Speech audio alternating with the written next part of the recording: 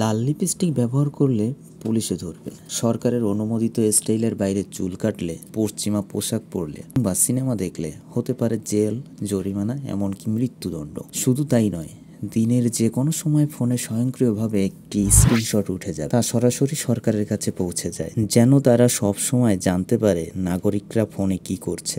এমনকি কারো দাদা কোনো অপরাধ করলে তার শাস্তি পেতে হয় নাতি নাতনিদের পর্যন্ত। শুনতে দমবন্ধ লাগলেও উত্তর কোরিয়ার জনগণের দৈনন্দিন জীবন বাস্তবেই এমন। বিশ্বের সবচেয়ে ভয়াবহ স্বৈরাচারী শাসনের অধীনে তারা এভাবেই দিন কাটাচ্ছে। 1982 সালে উত্তর কোরিয়ার এক রাজনৈতিক বন্দি শিবিরে জন্ম নেন সিন ডং হিউ নামে এক শিশু। তার বাবা মা কোনো অপরাধ করেনি, অপরাধ করেছিল তার দাদা। সরকারের বিরুদ্ধে কথা বলেছিলেন তিনি, আর তার ফলেই পুরো পরিবারকে পাঠানো হয় কারাগারে। সিন ছোটবেলা থেকেই ক্ষুধায় ঘাস ও ইঁদুর খাওয়া শিখে গিয়েছিল। মাত্র 5 বছর বয়সে তার চোখের সামনে পরিবারকে হত্যা করা হয় পালানোর অভিযোগে। পরে 2005 সালে সেও পালানোর চেষ্টা করে এবং সফল হয়।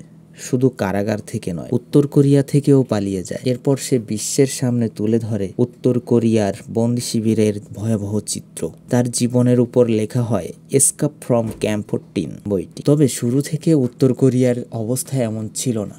1945 সালে 15ই আগস্ট দেশটি জাপান থেকে স্বাধীনতা লাভ করে। স্বাধীনতার নায়ক কিম উল সাং ইন দেশটির প্রথম সুপ্রিম লিডার। তিনি বর্তমান শাসক কিম জং উনের দাদা। 1945 থেকে আজ অবধি উত্তর কোরিয়ায় চলছে পরিবারতন্ত্র, আর এই পরিবারতন্ত্র টিকিয়ে রাখতে জনগণের জীবনের ক্ষুদ্রতম বিষয় নিয়ন্ত্রণ করে সরকার। দেশটিতে স্কুল পর্যন্ত পড়াশোনা বাধ্যতামূলক ও বিনামূল্যে হলেও আসল চিত্র ভিন্ন। শিক্ষকরা ঘুষের বিনিময়ে নম্বর দেন, দরিদ্ররা ভালো ফল পায় না, অথচ ধনী ও ক্ষমতাবান পরিবারের বাচ্চাদের জন্য রয়েছে বিশেষ সুবিধা। কলেজের পর প্রতিটি ছেলেকে কমপক্ষে 10 বছর সেনাবাহিনীতে কাজ করতে হয়। সরকারের পক্ষ থেকে পুরুষদের জন্য 14টি আর নারীদের জন্য 18টি চুল কাটা নির্দিষ্ট স্টাইল নির্ধারিত। এর বাইরে চুল কাটলে শাস্তি, আর কেউ যদি কিম জং উনের মতো চুল কাটে তাহলে তাকে দেওয়া হয় মৃত্যুদণ্ড। লাল লিপস্টিক, জিন্স বা যে কোনো পশ্চিমা পোশাক পরাও নিষিদ্ধ। এগুলো নজরদারির জন্য রয়েছে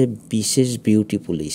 উত্তর কোরিয়ায় নেই বৈশ্বিক ইন্টারনেট, আছে শুধু সরকারের নিয়ন্ত্রিত একটি অভ্যন্তরীণ নেটওয়ার্ক, যেখানে বাইরের কোনো তথ্য নেই। টেলিভিশনে চলে শুধু সরকারের প্রশংসা আর প্রোপাগান্ডা। বিদেশি সিনেমা, নাটক দেখা সম্পূর্ণ নিষিদ্ধ, আর ধরা পড়লে কঠিন শাস্তি। তবুও অনেকে গোপনে বিদেশি সিনেমা পাচার করে, রাতে চুপি চুপি দেখে। দেশটির সব স্মার্টফোন এমন ভাবে নিয়ন্ত্রিত যে দিনের যে কোনো সময় স্বয়ংক্রিয়ভাবে স্ক্রিনশট নিয়ে সরকারের কাছে পাঠিয়ে দেয়। ফলে ফোনে কিছু করাও বিপজ্জনক। সরকার শুধু নজরদারি করে না, নাগরিকদের ব্যবহার করে গোয়েন্দা হিসেবে। ভয় দেখিয়ে তাদেরকে প্রতিবেশীর কর্মকাণ্ড নজরদারি করতে বাধ্য করা হয়। ধর্মচর্চা একেবারেই নিষিদ্ধ, নাগরিকদের নাস্তিক হতে বাধ্য করা হয়। অর্থনৈতিক পরিস্থিতি ভয়াবহ। পুরুষরা সরকারের নির্ধারিত চাকরি ছাড়া অন্য কোনো কাজ করতে পারে না, অথচ সেই আয়ে মাসে 1 কেজি চালও কেনা যায় না। ফলে নারীরাই ছোটখাটো ব্যবসা চালিয়ে পরিবারের প্রায় 70% আয় যোগান দেন। সরকারের বিরুদ্ধে কথা বললে বা দেশ ছেড়ে পালানোর চেষ্টা করলে পুরো পরিবার সহ